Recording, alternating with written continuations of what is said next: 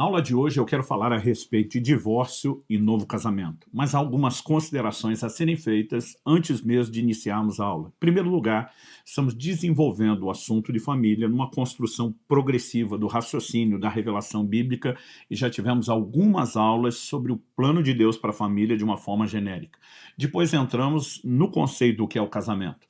Depois definimos o casamento como uma aliança matrimonial. O casamento é uma aliança não só dos cônjuges entre si, mas de ambos para com Deus.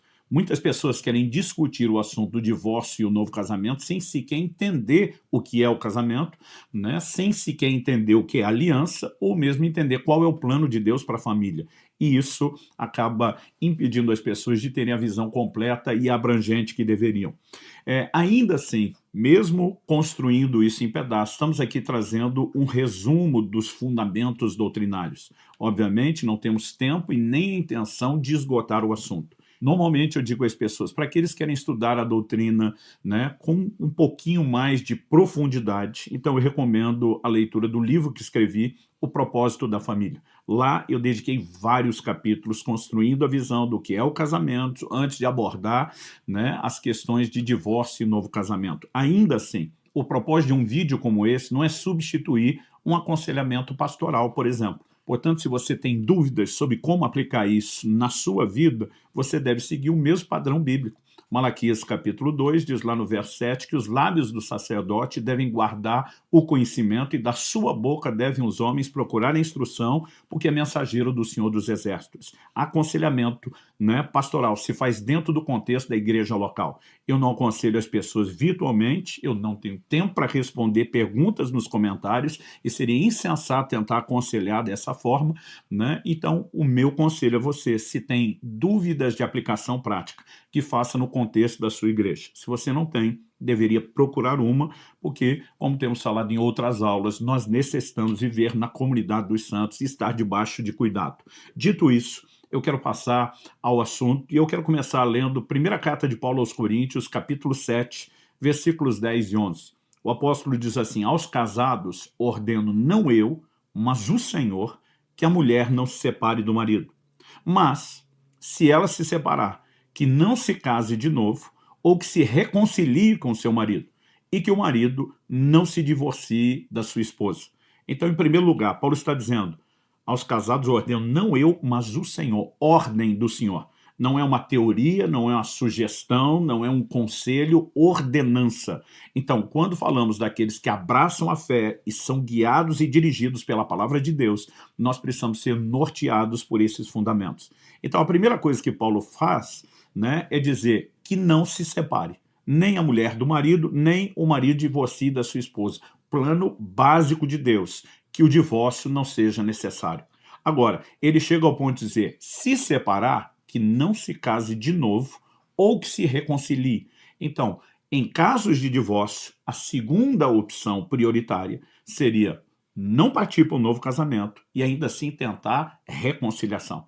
Então, quando falamos de novo casamento, ele é uma situação muito específica, muito extrema, vamos dizer assim, que esgotam as outras opções. Estou dizendo isso porque alguns já vêm atrás do vídeo querendo direto saber se pode casar de novo, porque estão procurando já pular para a última etapa, que não é a recomendável. Então, também quero fazer uma distinção entre divórcio e novo casamento. Há situações onde um divórcio não dá direito a novo casamento, mas não significa que o divórcio, em termos práticos, não seria recomendado. Casos de violência doméstica, por exemplo, que são muito crescentes, infelizmente, hoje em dia, e até no meio daqueles se intitulam cristãos. Mas, antes de trabalhar essas questões, eu acho que nós precisamos começar na perspectiva correta. O casamento é uma instituição de Deus, deve ser protegido, deve ser vivido da forma correta, não é algo para entrar sem que a pessoa, como disse Jesus lá no Evangelho de Lucas, sem que ela calcule quanto custa construir aquela torre, né, para saber exatamente no que está entrando, como deveria lidar com isso. E qualquer situação que leve ao divórcio ou ao novo casamento, elas estão num caráter de exceção e há toda uma triagem a ser feita antes de chegar lá. Mas, como disse anteriormente, a ideia aqui não é aconselhar ninguém de forma prática, é apresentar a doutrina de uma forma geral. O que é que entendemos sobre o casamento, o que é que a Bíblia ensina sobre divórcio e novo casamento em linhas gerais. Muitas vezes há situações onde a gente tem que dizer que cada caso é um caso, porque há vários desdobramentos que merecem uma análise diferente. Então, dito isso, que não estou aconselhando você a respeito de nenhuma decisão, apenas tentando estabelecer o panorama da visão bíblica da doutrina, vamos lá. Algumas coisas que precisam ser levadas em questão. E, normalmente, eu digo, olha, tem diferentes abordagens quando nós vamos falar do assunto, né, de divórcio e novo casamento. A primeira coisa, eu gosto sempre de dizer que a gente não julga experiências. Alguns tentam determinar se uma situação de divórcio e novo casamento é legítima ou não, julgando pela aparência e pelas circunstâncias se tais pessoas estão sendo abençoadas ou não, né? E eu digo, isso é muito subjetivo, né? É muito relativo. Por quê?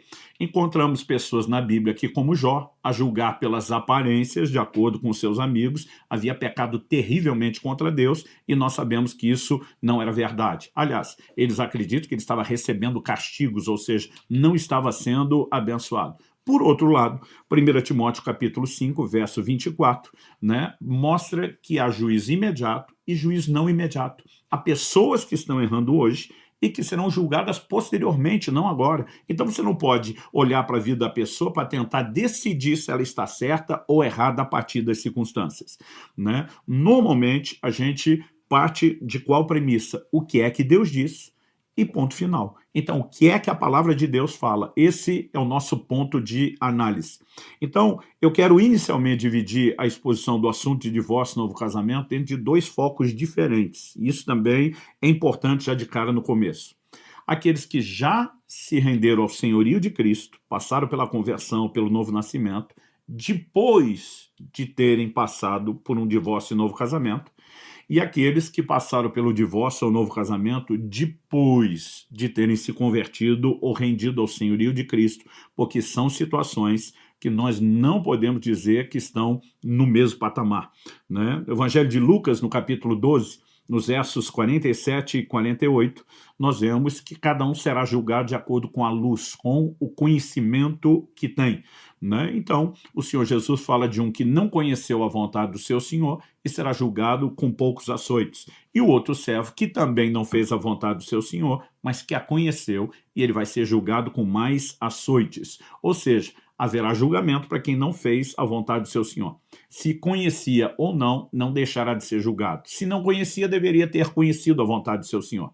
Mas aquele que conhecia e deliberadamente não fez, será julgado numa medida diferente. Então, quando partimos da ideia do conhecimento, né, nós precisamos entender que a palavra de Deus fala algo a respeito da condição daqueles que não haviam se convertido ainda. Em Atos, no capítulo 17, no verso 30, o apóstolo Paulo diz que Deus não leva em conta os tempos da ignorância, mas manda que agora todos, em todo lugar, se arrependam.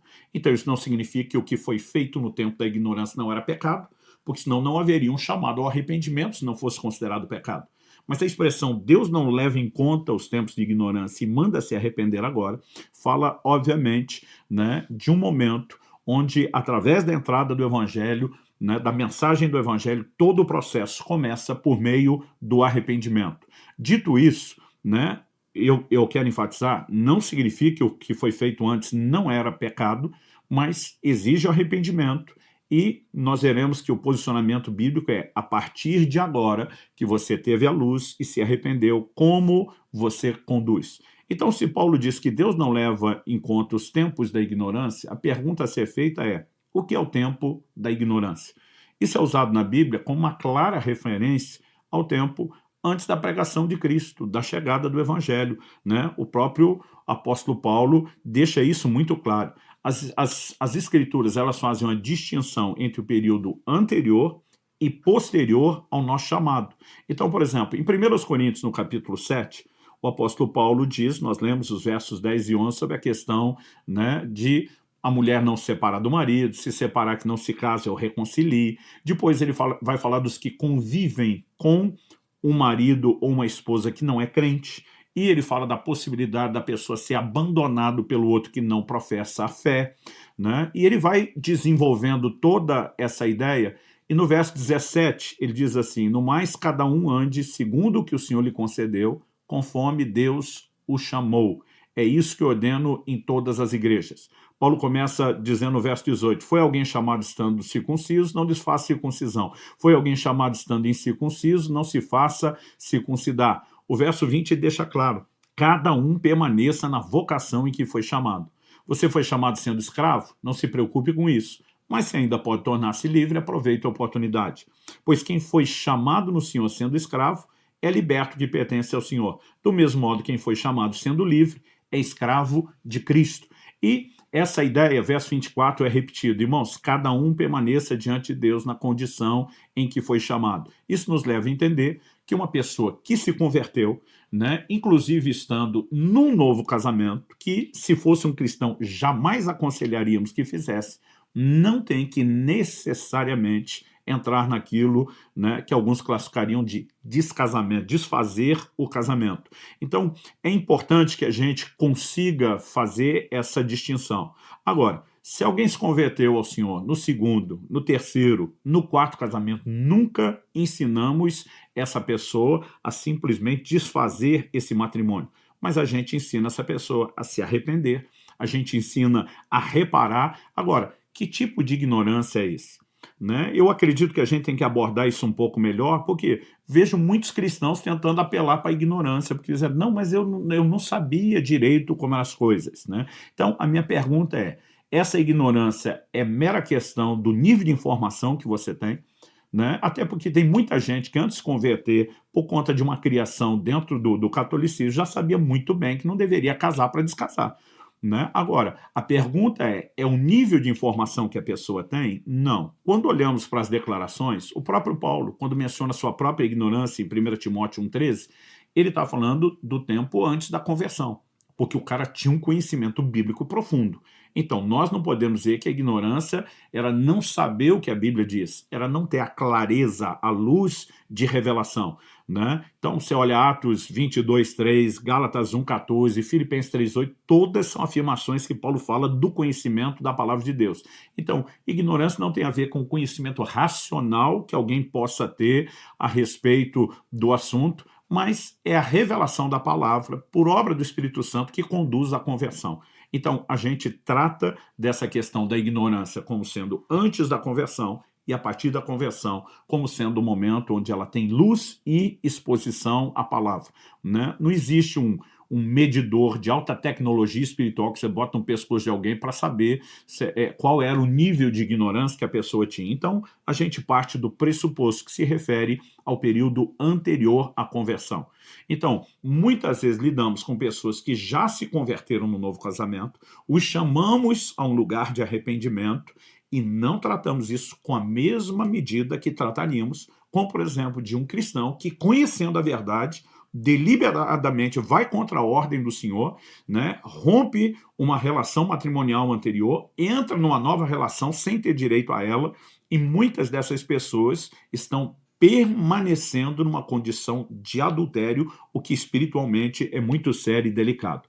Então, antes de seguirmos, eu quero destacar aqui, comecei falando das abordagens diferentes, do tempo da ignorância, e agora eu quero abordar aqui a revelação do casamento para o nosso tempo.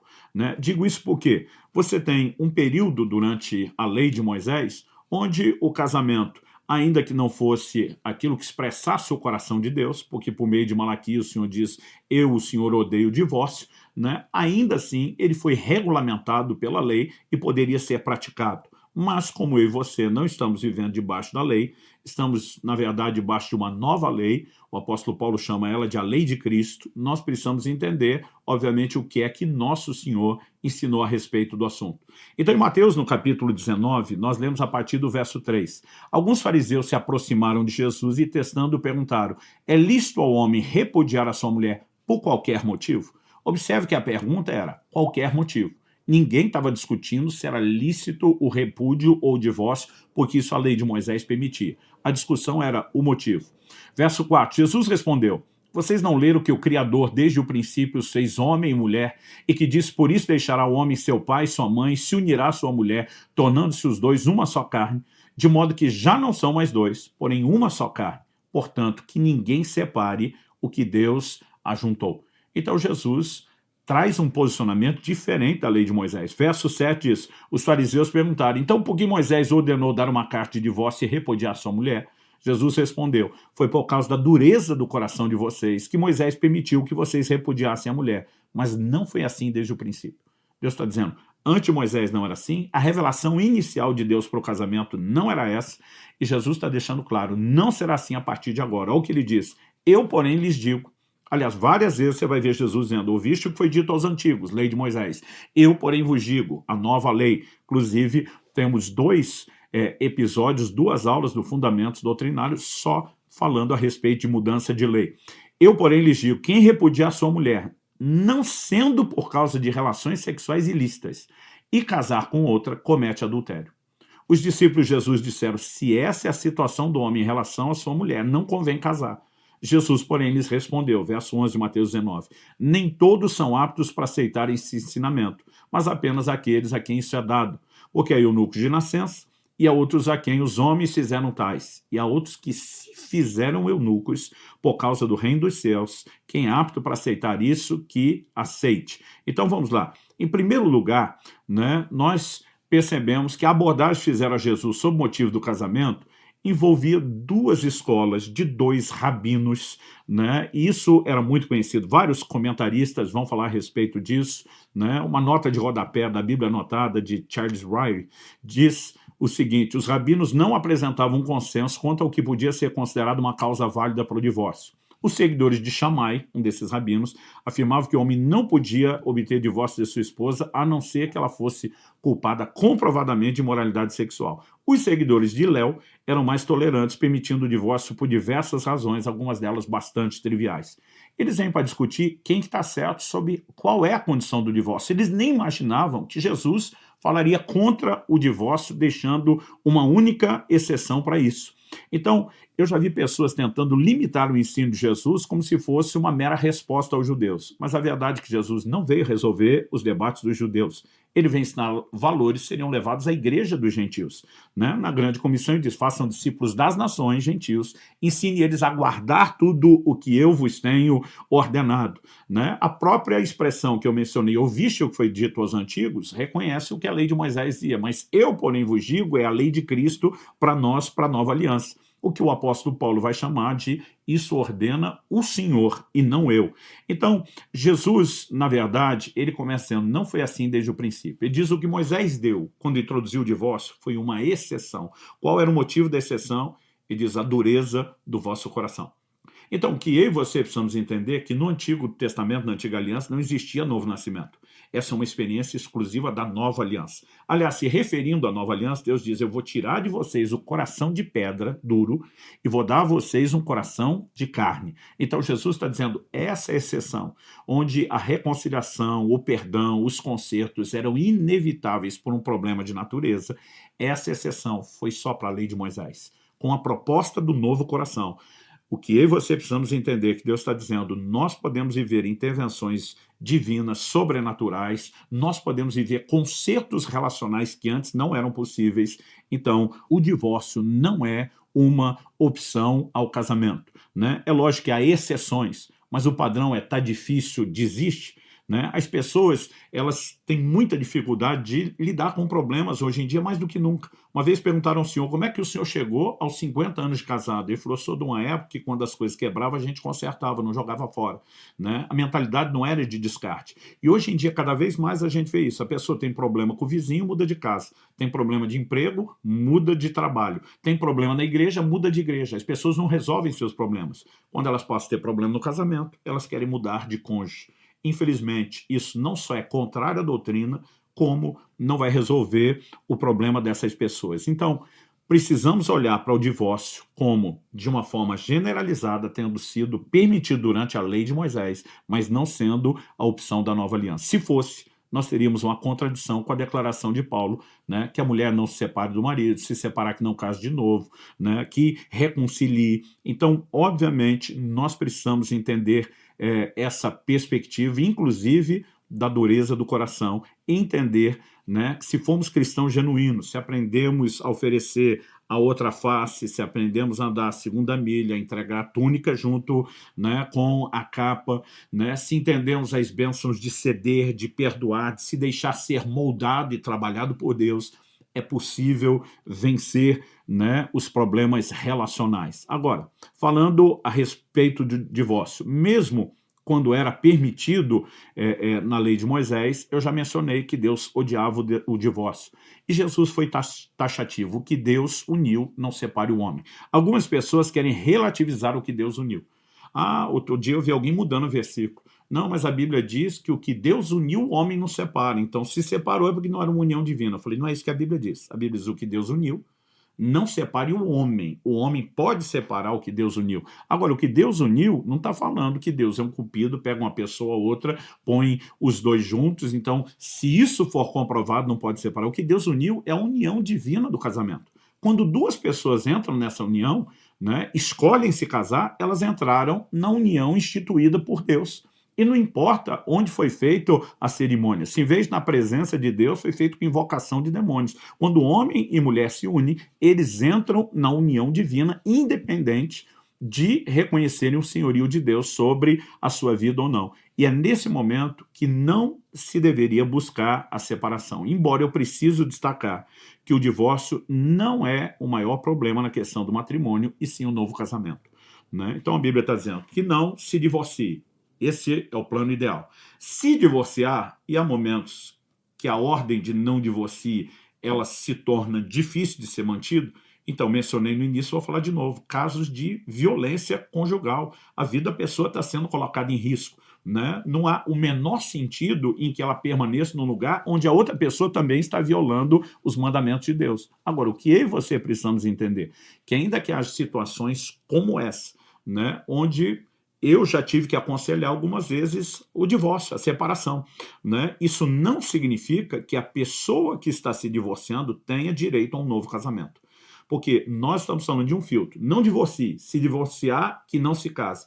Quais são as únicas questões onde um novo casamento é permitido?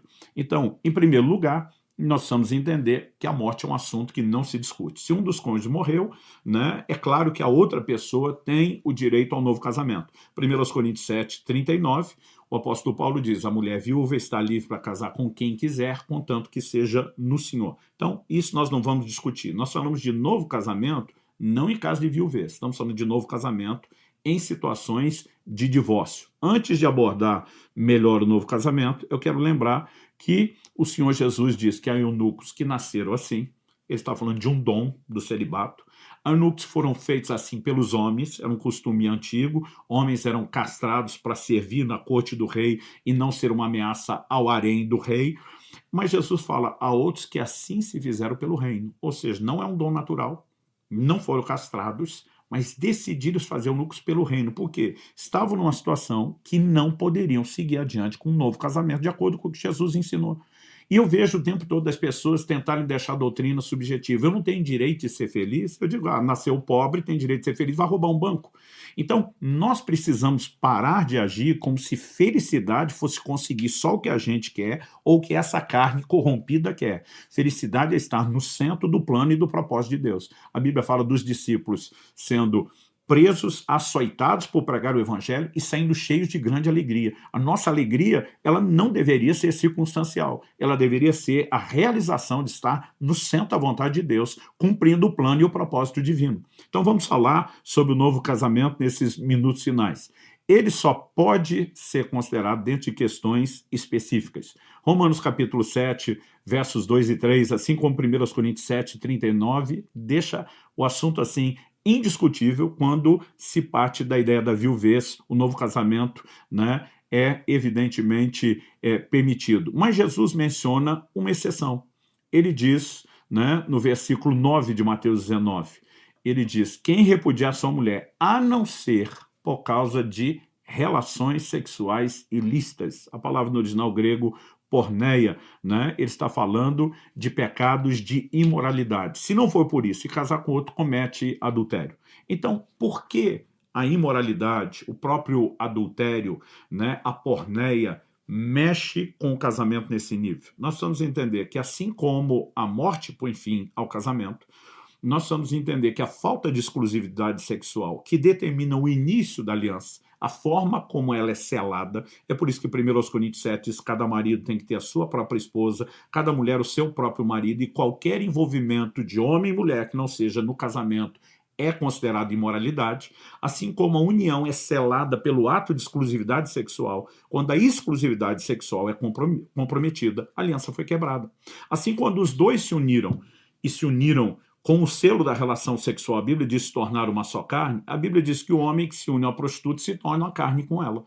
Então, uma pessoa que envolveu com outro que não é cônjuge, ele quebrou a sua aliança ao envolver-se com outra pessoa. Agora, a grande diferença entre a morte e o adultério é que a morte nós tratamos como irreversível. Nós temos alguns casos, né, de exceções de pessoas que rapidamente foram ressuscitadas, não é disso que eu estou falando, né? A pessoa morreu, foi sepultada, né, de fato partiu em definitivo, evidentemente o outro cônjuge pode casar de novo.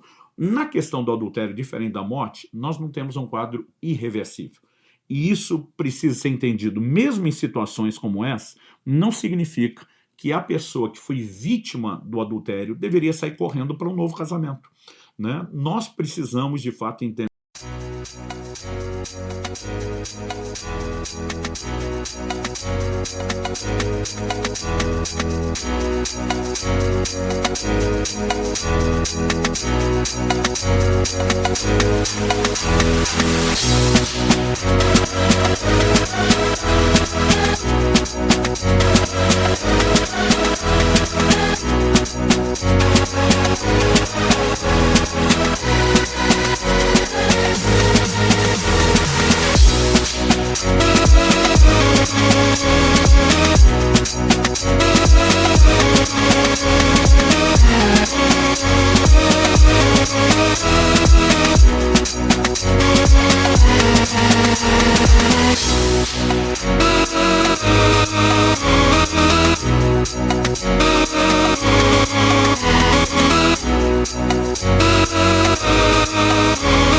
Que dentro do plano e do propósito de Deus ainda há espaço para perdão, ainda há espaço para restauração. Quando eu olho para as Escrituras, eu vejo Deus trabalhando dentro desse modelo, né? Há alguns grupos que vão para o extremo de dizer, não, o casamento jamais pode ser dissolvido, não importa o que tenha acontecido, não há nada que quebra aliança, nem o adultério. Eu digo, bom, então Jesus falou do que não sabia, ele não falou uma única vez. Antes de falar o que falou em Mateus 19, Jesus já tinha falado a mesma coisa em Mateus no capítulo 5. Eu vejo alguns fazendo um malabarismo, tentando desdizer o que Jesus falou, e não tem como. Nosso Senhor deixou clara a exceção. Agora, qual é o padrão? Quando você olha as declarações do Antigo Testamento, você vai ver em Jeremias, no capítulo 3, por exemplo, Deus dizendo, olha, como a mulher que abandona o seu marido, se prostituiu com muitos homens, assim foram vocês para comigo.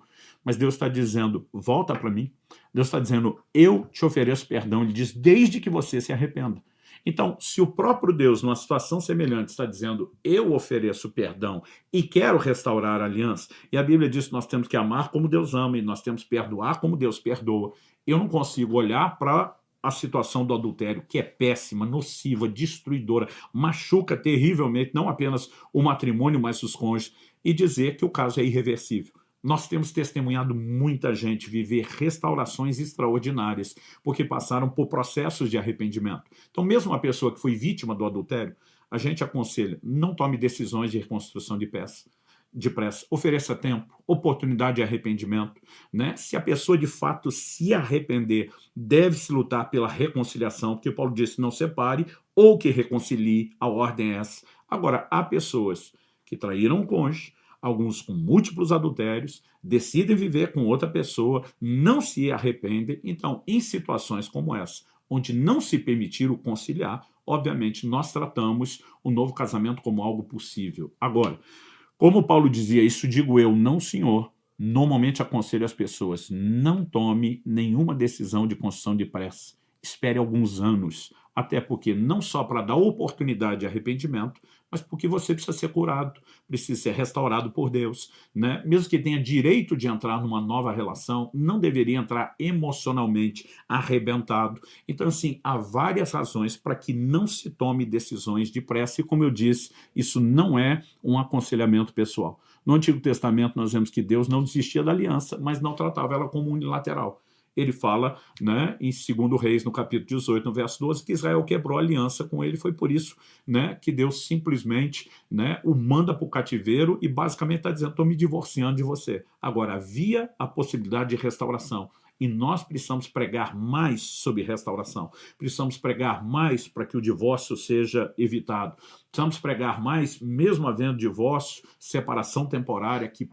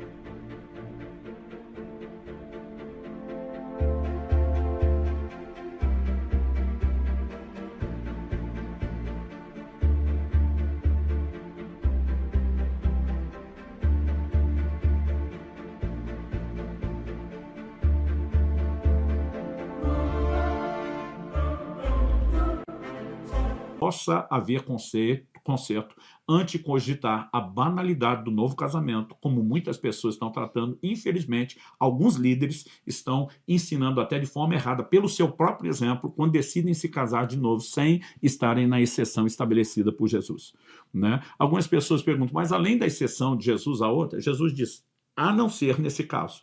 O que o apóstolo Paulo complementa é que quando um cônjuge incrédulo não quer viver com o outro que se converteu, né, ele diz assim: olha, o irmão não está sujeito à escravidão. Mas normalmente, quando isso acontece, o cônjuge incrédulo que o abandonou entra numa outra relação e nós acabamos caindo na exceção do adultério. Então, normalmente, a gente nem discute tanto isso como um elemento à parte. Isso é apenas um panorama não detalhado, não profundo, do que é a doutrina bíblica a respeito do divórcio e do novo casamento. Novo casamento, em caso de viuvez, tranquilo, em qualquer tempo e lugar, né? Agora, em situações de divórcio, Jesus apresenta uma única exceção: porneia, imoralidade, quando houve adultério sexual, e ainda assim oportunidade para arrependimento e restauração que não foram abraçadas. Somente em situações como essa nós vamos cogitar, avaliar uma possibilidade de segundo casamento. Que Deus nos ajude a não banalizar algo tão sério,